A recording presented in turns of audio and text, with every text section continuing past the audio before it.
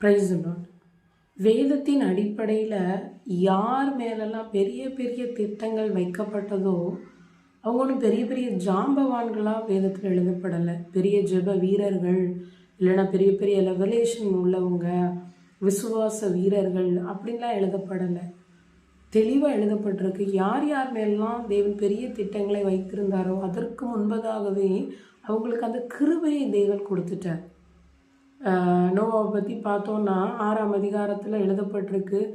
நோவாவுக்கோ, அதாவது ஆதியாகமம் 6ஆம் அதிகாரத்தில் 8வது வசனத்தில், நோவாவுக்கோ கர்த்தருடைய கண்களில் கிருபை கிடைத்தது. அதற்கு அப்புறம் தான் தேவனுடைய திட்டத்தை ஆண்டவர் கொடுக்குறார். மரியாள் எடுத்து வாசித்தாலும், மரியாளுடைய காரியங்களை எடுத்து நம்ம வாசித்தாலும் தெரியும், கிருபை பெற்றவடைய வாழ்க கர்த்தர் உன்னோடு இருக்கிறார்.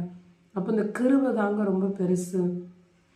ஆண்டவருடைய கிருபை மட்டும் நம்மளுக்கு கிடைச்சிருச்சுன்னு வச்சுக்கோங்களேன், எவ்வளோ பெரிய திட்டத்தை கூட அந்த கிருபை நம்மளுக்கு எல்லா விதத்துலேயும் நம்மளை சூழ்ந்து அதை செய்து முடிக்க வச்சிரும். நோவாவுக்கு கர்த்தருடைய கண்களில் கிருபை கிடைத்து அந்த பேழையை உண்டாக்கினது மட்டும் இல்லை, அந்த பேழைக்குள்ளே எவ்வளவோ நாட்கள் இருந்தார். தன்னுடைய குடும்பத்தாரை போஷிக்கிறதா இருக்கட்டும், கூட இருக்கிற மிருகங்களை போஷிக்கிறதா இருக்கட்டும், எல்லா விதத்துலேயும் அந்த கிருபை சூழ்ந்து கொண்டதுனால அதில் அவர் ஜெயம் எடுத்தார். அந்த திட்டத்தை அப்படியே ஃபுல்ஃபில் பண்ண முடிஞ்சுது. நம்மளும் ஆண்டவர் நம்மளை குறித்து ஒரு வார்த்தை சொல்கிறாரா, ஒரு வாக்குத்தத்தம் கொடுக்குறாரா, உன்னை கொண்டு இதை செய்ய போகிறேன்னா உடனே நம்ம கேட்க வேண்டியது என்னென்ன, ஆண்டவரே அதற்கான கிருபையை தந்துருங்க, கிருபை தந்துருங்க, கிருபை தந்துருங்க.